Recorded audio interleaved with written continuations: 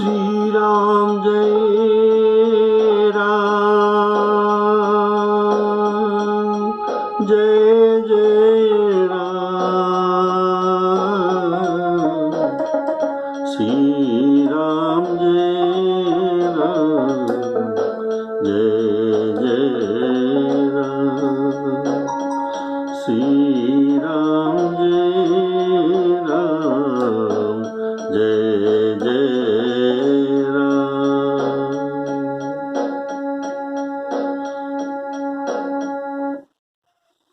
आदरणीय श्रोताओं, सप्रेम राम राम कहते हुए आज का राम कथा वर्णन करने जा रहा हूँ। बोलिए श्यावर रामचंद्र की जय।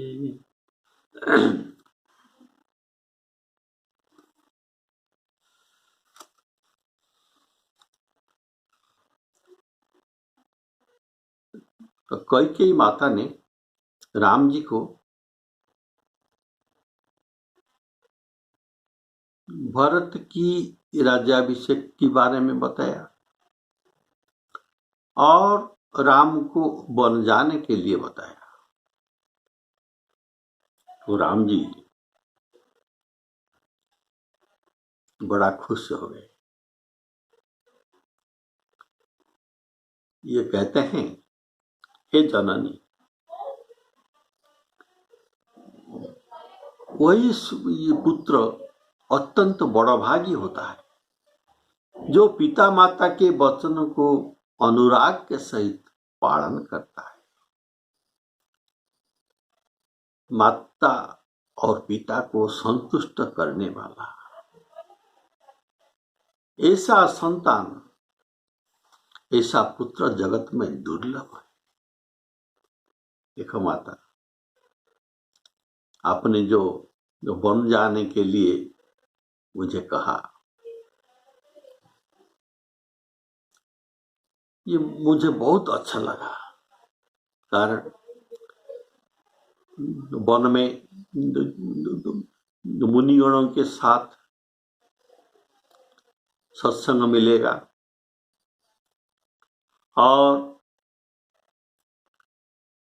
इसमें मेरा भली भांति भलाई होगा। आपका आदेश का पालन हो जाएगा, आपका इच्छा पूरी होगा। पिता का आदेश तो पालन होगा, तो और क्या लाभ हो सकता है।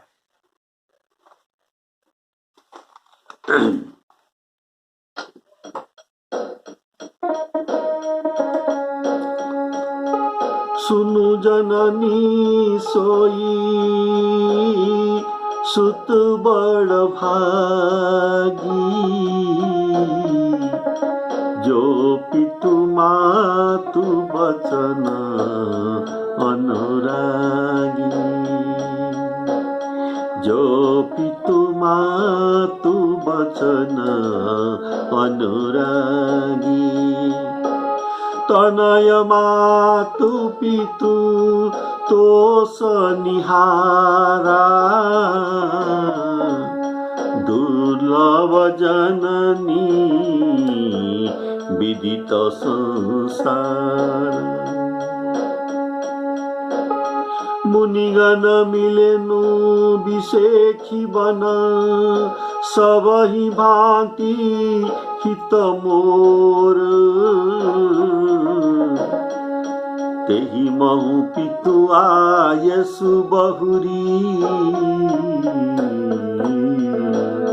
सम्मत जननी तोर।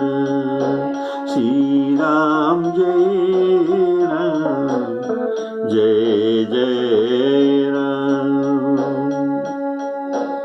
ये बात आपने पिछले एपिसोड में सब सुना था। तो आज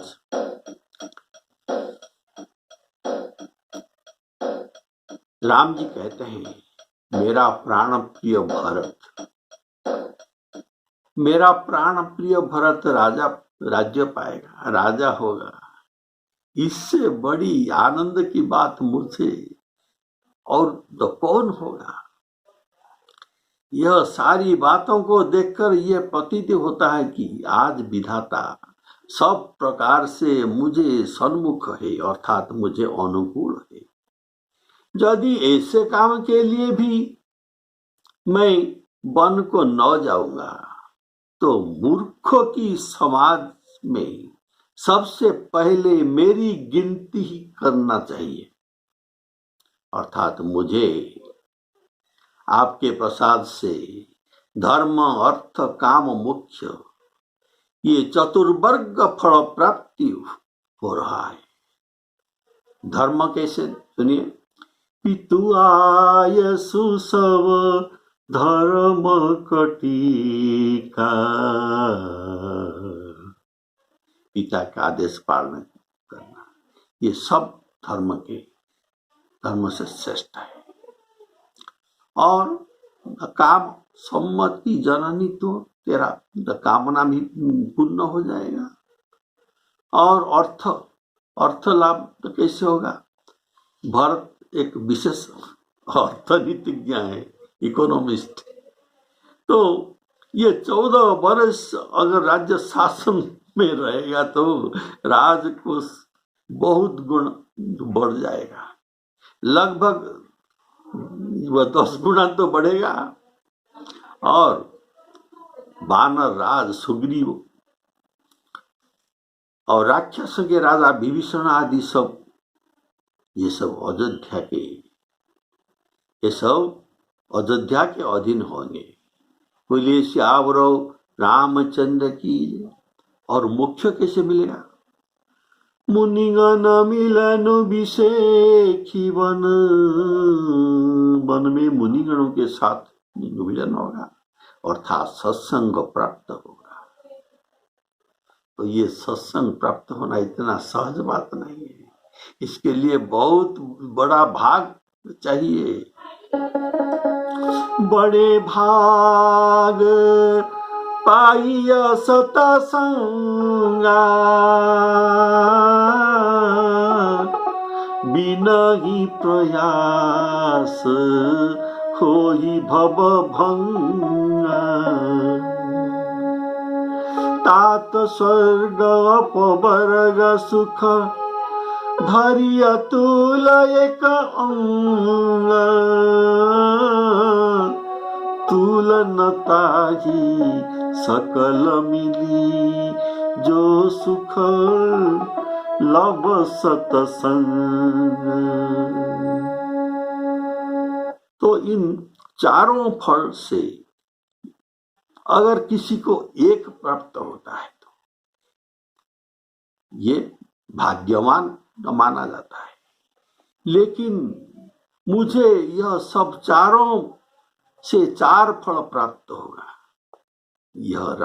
यही राम बार बार कोई को यहां जननी संबोधन करके कहते हैं। देखिए कितना बार कहते हैं, जननी संबोधन कहते हैं। जननी मत सम्मत जननी तोर, सुनु जननी सोई सुत बड़ भागी, इसमें भी जननी शब्द है।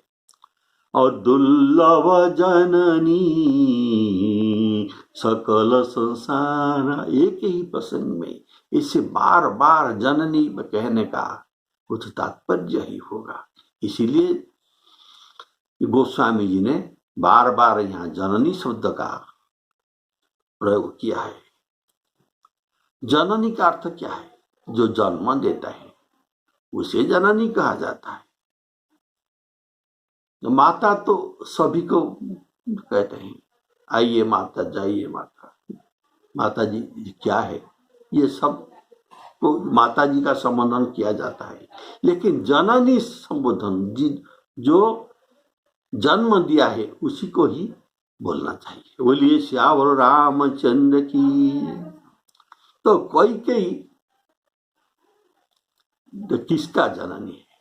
राम का तो जननी नहीं, तो ये राम राज्य के जननी है।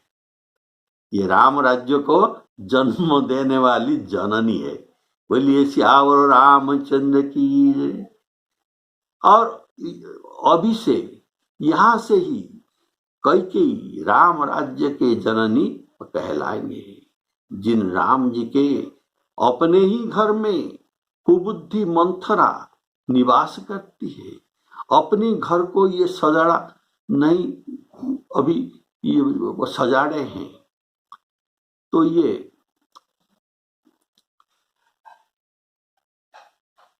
और वहां राम राज्य कैसे हो सकता है जिस घर में जननी ये कैकेयी जैसी है, और जिस देश में विप्र, धेनु, सुर, संत आदि पीड़ा पार रहा है। पीड़ा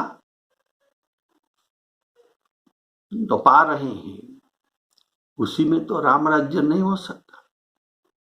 उसी को राम राज्य कैसे कह सकता है? तो अभी कैकेयी राम राज्य की नींव स्थापन कर रही है, इसके ऊपर राम राज्य खड़ा होगा। बोलिए श्यावर रामचंद्र की जय। राम जी के वनवास में सब कुछ सजड़ा जाएगा। इसलिए राम जी के राम जी ने बार बार जननी का संबोधन करना सार्थक है। जो कल्प वृक्ष को छोड़कर ऋण की सेवा करते हैं, ये मूर्ख है। कल्प वृक्ष को छोड़कर क्या कोई ऋण का सेवा करेगा? नहीं। अमृत को त्याग कर विष मांगेगा, ये भी मूर्खता है। तो हे माता, आप विचार करिए, वे ऐसे जो महामूर्ख है, ऐसा मौका पाकर भी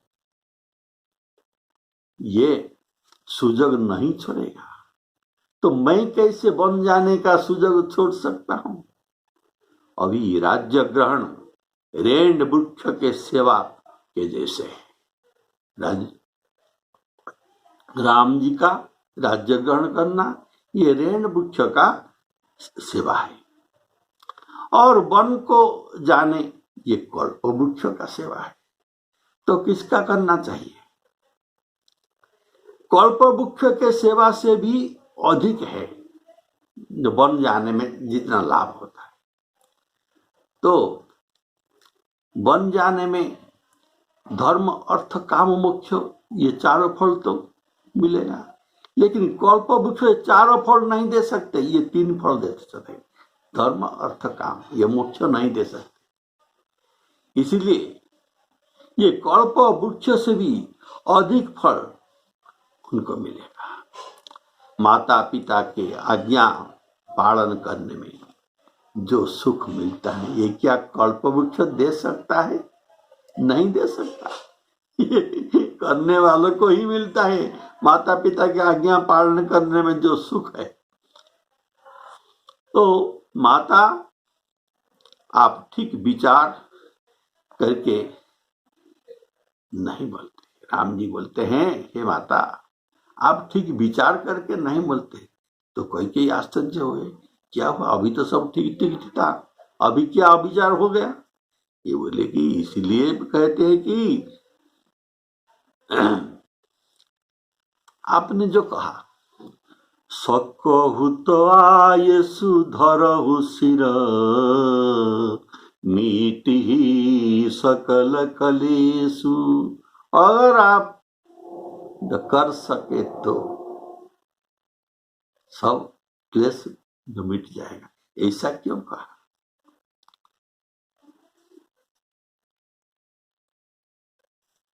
ऐसा आप कहना नहीं चाहिए। आप तो ठीक आदेश देना चाहिए, सकहु तो। ऐसा क्यों? मैं तो आपका पुत्र हूं, आप तो मुझे आदेश दे रहे हैं, ऐसा क्यों कहा? सकहु तो आसु, अगर कर सके तो देखिए, भरतु प्राण प्रिय पावहि राजु। भरतु प्राण प्रिय पावहि राजू, विधि सब विधि मोहि सन्मुख आजू।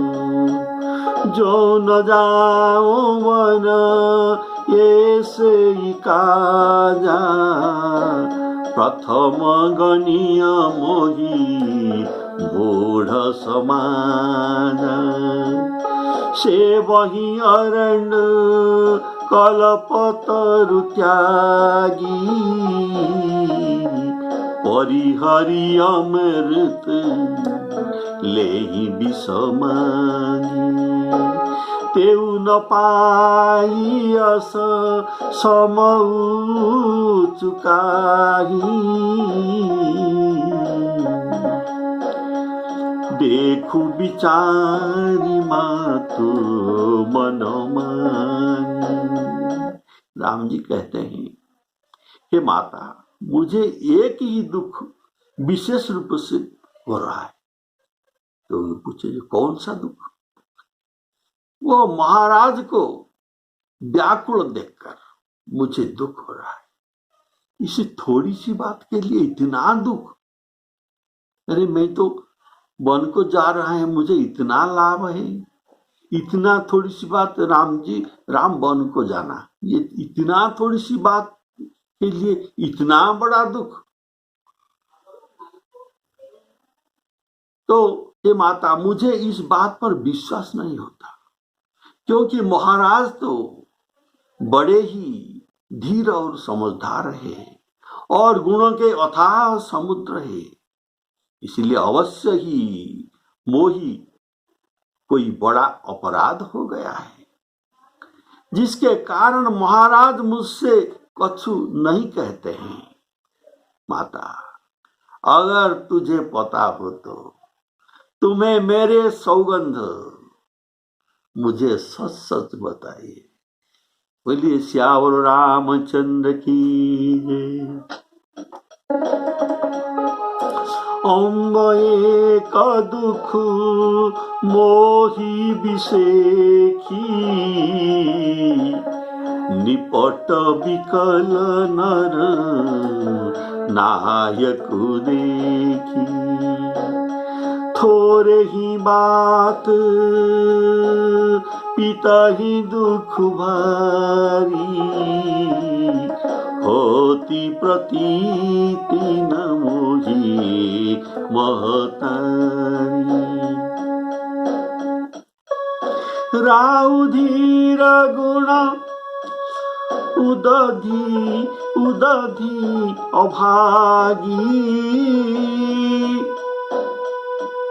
राउ धीर गुण उदधि अगाधु, भामोहिते कछु बड़ अपराधु। जाते मोहिन कहत कछुराऊ, मोरी शपथ तोही कह सती भाऊ। श्री राम जय राम जय जय राम। रघुकुल में श्रेष्ठ श्री रामचंद्र जी के स्वभाव,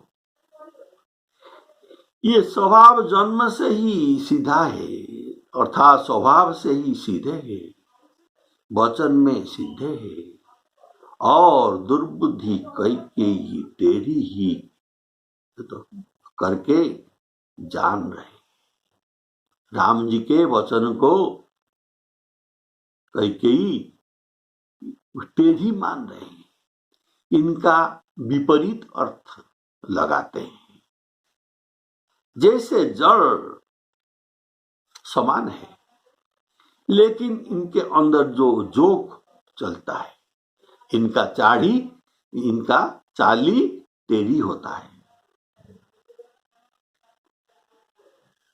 बोले श्यावर रामचंद्र की जय।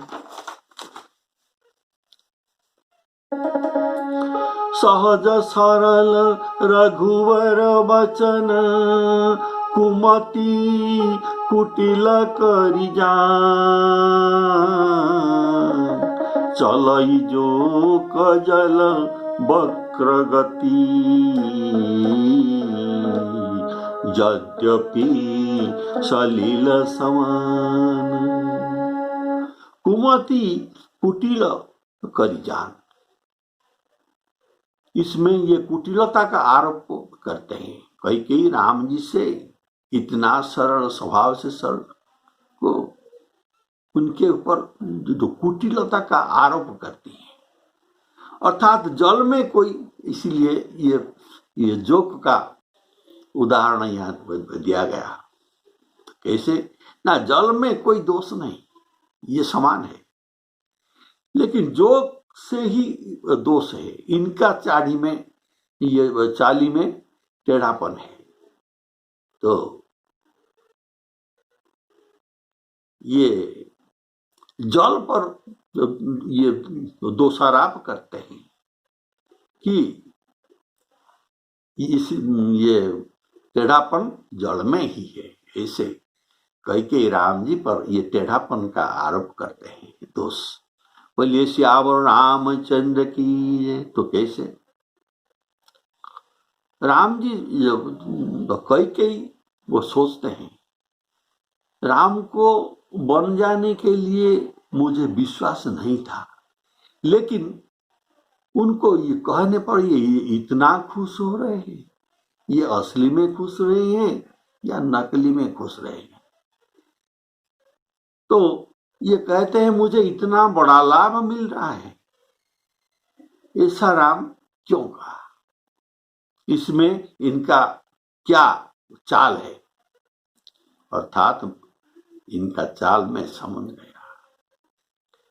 कई समझते ये सोचते हैं, अर्थात ये इतना लाभ है मुझे, तो मुझे ये लाभ न देकर अपना भरत को क्यों नहीं देते, अर्थात इनको वन को क्यों नहीं भेजते?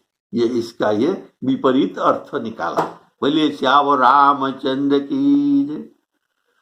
तो दूसरा भाव है कि मैं निरपराध राम को क्यों वन में भेज रही हूं, यह क्या धर्म है?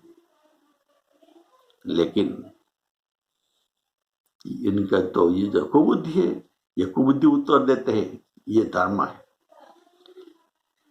यह अधर्म को ये धर्म समझते, यह उनके तामसिक बुद्धि का लक्षण है, जो गीता में कहा गया है, अधर्मं धर्ममिति जा मन्यते तमसावृता,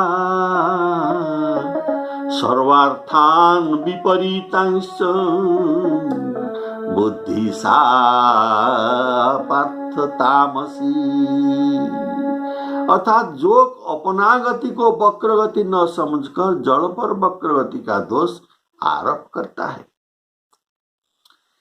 रानी कैकेयी श्री राम जी का रुख पाकर हर्षित हो गई और कपटपूर्ण स्नेह दिखाकर बोली, बाप राम पुत्र, तुम्हारे शपथ और उनके सौगंध है। राम, तुम्हारे शपथ में अभी लेता हूं और भरत के सौगंध भी लेता हूं। मैं आपका उत्तर मैं अभी दे रहा हूं। बोलिए श्यावर रामचंद्र की जय। तुम्हारे शपथ और भरत के सौगंध में देकर अभी आपका उत्तर दे रहा हूं। मुझे राजा के दुख का कुछ भी मालूम नहीं, ये किस लिए दुखी है मुझे कुछ भी मालूम नहीं। यहाँ आप लक्ष्य करेंगे हर्षी शब्द का वर्णन, यहाँ हर्षी शब्द को वर्ण विपर्जय करा के रहस्य लिखा है गोस्वामी जी। इसमें भी कुछ तात्पर्य है। हरसी शब्द को रहस्य लिखा है, इसका वर्ण विपर्जय किया गया है। अर्थात ये जो कई के विपरीत और बनावट हंसते, जो हंस रहे हैं राम जी के बात पर मुस्कुराते हैं, इसमें कपट है। और इसका बनावट हंस के कारण गोस्वामी ने यहाँ लिखते हैं रहस्य। ये हर्ष नहीं, ये प्रकृत हर्ष नहीं है, ये रहस्य है। अंदर में कुछ है और ऊपर में कुछ दिखाती है। हे तात, तुम अपराध के योग्य नहीं हो। अर्थात वे राम जी को समर्थन करती है कि तुम वैसा करो। तुम जननी जनक और भ्राताओं को सुख देने वाले हैं, तो उनको सुख देने के लिए वन को जाओ, जिससे भरत प्राण प्रिय तुम्हारे राज्य पाएंगे। हे राम, तुम जो कुछ ये कह रहे हो सब सत्य बात है। तुम पिता माता के वचन को पालन करने के तत्पर हो, इसलिए आज ही वन को चले जाओ। बोलिए श्यावर रामचंद्र की जय। तो अभी देखिए रहस्य शब्द यहाँ हर्ष के बदले प्रयोग किया गया है। रहसी रानी राम रुख पाई, बोली कपट स्नेह जनाई। शपथ तुम्हार भरत के आना, हेतु न दूसर में कछु जाना। तुम अपराध जोग नहीं ताता, तुम अपराध जोग नहीं ताता। जननी जनक बंधु सुखदाता। राम सत्य सब जो कछु कहेऊ, तुम पितु मातु बचन रत राम। सिया राम जय जय राम। मैं तुम्हारी बलिहारी हूँ। कैकेयी राम जी को कहते हैं मैं तुम्हारी बलिहारी हूँ, तुम पिता को समझा कर वही बात कहो। अर्थात मुझे तुमने जो बात कहा वही बात को पिताजी को समझा कर कहो। और कहो कि जिसके चौथे पन में अर्थात बुढ़ापा में आप अपजस ये लेना ठीक नहीं है। आपका अपजस होना नहीं चाहिए। आप बहुत पुण्यवान है और आपके पुण्य के प्रभाव में तुमको राम जैसे पुत्र मिला है। उसी पुण्य को निरादर करना अच्छा नहीं है। कैकेयी बुरे मुख में ये शुभ वचन कैसे लगते हैं? जैसे मगध देश, जिसको आज तो बिहार कहते हैं, वहां गया आदि तीर्थ है। वहां गया आदि तीर्थ है। ये मगध देश को अच्छा देश नहीं कहते, क्योंकि यह अपवित्र देश में कहा जाता है। इसमें त्रिशंकु महाराज के जो स्वर्ग से उल्ट कर आए थे, इनका लार पड़ा है, इसलिए ये अपवित्र है ये बिहार देश। लेकिन इस अपवित्र देश में भी कुछ पवित्र तीर्थ भी है, जैसे गया आदि इनके भीतर जो तीर्थ है। तो वैसे ये क्यों कहा गया है? श्री रामचंद्र जी के माता जी कैकेयी के सब वचन अच्छे लगते हैं। ये मधुर वचन में बात करते हैं। जैसे गंगा जी में जाकर अच्छे बुरे सभी प्रकार के जड़, गंगा जी में अच्छे बुरे सभी प्रकार के फल गंगा जी में मिलकर ये सुंदर और शुभ हो जाता है। तो पितहि बुझाई कहु सुत सोई, चौथे पन जेहि अज सुन होई। तुम सन सुवन सुवन पुत्र सुकृत जेहि दीने,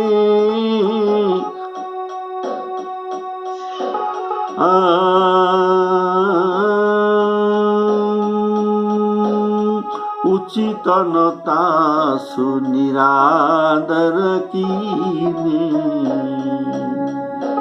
लागहि कुमुख बचन शुभ कैसे, मगह मगह अर्थात मगध मगह गयादिक तीरथ जैसे। राम ही मातु वचन सब भाए, जिमि सुर सरिगत सलिल सुहाए। सिया राम जय जय राम। मगह गयादिक तीर्थ जैसे, अर्थात मगध अशुभ होते हुए भी वहां गया आदि शुभ तीर्थ भी है, जहां पिंडदान करने से पितर मोक्ष पाते हैं। वैसे कैकेयी के मुख को वो कुमुख अर्थात अशुभ कहा गया है अभी राम के विरोध होने पर, लेकिन उनके वचन शुभ है। जैसे गंगा जी में गंदा नाली का जल भी वो जल को भी गंगा जी ग्रहण करके उनको पवित्र कर देते हैं। वैसे कैकेयी के बुरे बात को भी राम जी आदर के साथ ग्रहण करते हैं। राजा कैकेयी प्रति संबोधन कर कहते हैं, राजा कैकेयी को प्यार से संबोधन किए हैं। किस शब्द में उसने कहा था, सुमुखी सुलोचनी पिक बचनी, कारण मोहि सुनाऊं, गजगामिनी निज कूप कर। अर्थात सुमुखी सुलोचनी पिकवचनी गजगामिनी, ये सब शब्द गोस्वामी ये राजा कैकेयी के प्रति व्यवहार किए थे। लेकिन अभी राम जी के साथ विरोध हो जाने से गोस्वामी इन सब शब्द को विथड्रॉ करते हैं और इनको निकाल कर इसमें इसका विपरीत शब्द प्रयोग करते हैं। क्यों? राम जी के विरोध हो गए, तो संबोधन करते हैं राम जी के प्रति विरोध भाव के कारण। यहाँ जो दशरथ जी कहे थे वो सुमुखी, अभी गोस्वामी जी कह रहे ये सुमुखी नहीं, ये अभी कुमुखी हो गए। लागही कुमुख वचन शुभ कैसे, इसको उठाकर वहां इसके विपरीत शब्द वो कुमुखी का प्रयोग। और पहले कहा था सुलोचनी, लेकिन गोस्वामी कहते हैं अभी ये सुलोचन नहीं, अभी ये सिंहिनी। सुलोचन नहीं, ये सिंहिनी की आंख है जो क्रोध में जलता है। सहमी परे उलखी सिंहिनी,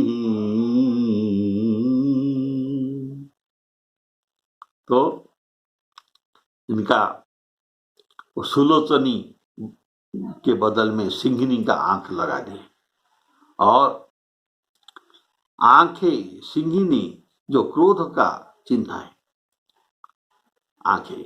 और गजगामिनी राजा कहे थे, तो गजगामिनी के बदल में कहते हैं ये गजगामिनी ये गजनी है, लेकिन ये कल्पतरु को निपात करने वाले अर्थात जड़ से उखाड़ने वाले ये गजनी है, ये चलने वाले गजगामिनी नहीं।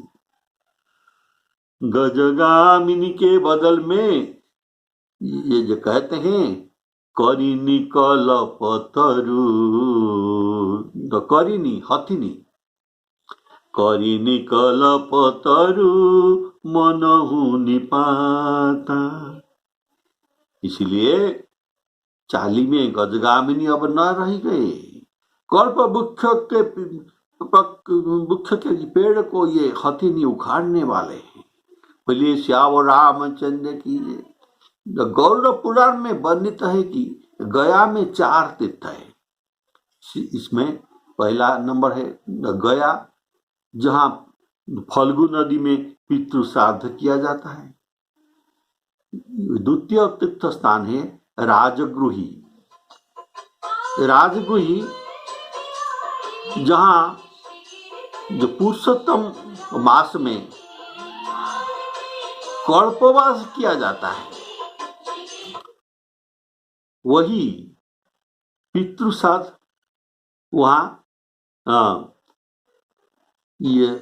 वहां 1 मास पर्यंत मेला लगती है।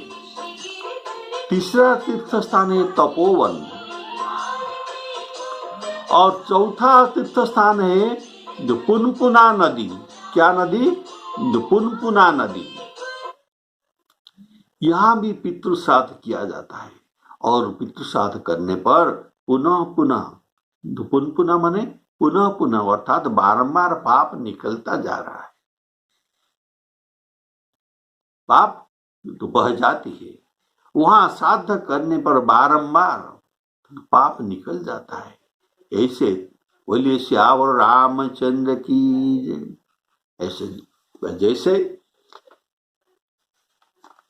इसीलिए यह कहा गया है कि जैसे मगध अपवित्र देश होने पर भी वहां जैसे तीर्थ स्थान भी होते हैं, वैसे ही तो कैके महारानी के भी जो कुमुख वचन में भी कुछ अच्छी बात, जो मृदु बात निकलता है। बोलिए श्यावर रामचंद्र की। तो इतने में राजा की मूर्छा दूर हो गई। उन्होंने राम राम कहकर फिर करवट ली। तो मंत्री ने श्री रामचंद्र जी का आना का संवाद देकर समयानुकूल विनती करते हैं। गई मूर्छा राम ही सुमिरी, नृप फिरी करवट लीन, सचिव राम आगमन कही, विनय समय समकीन। श्री राम जय राम जय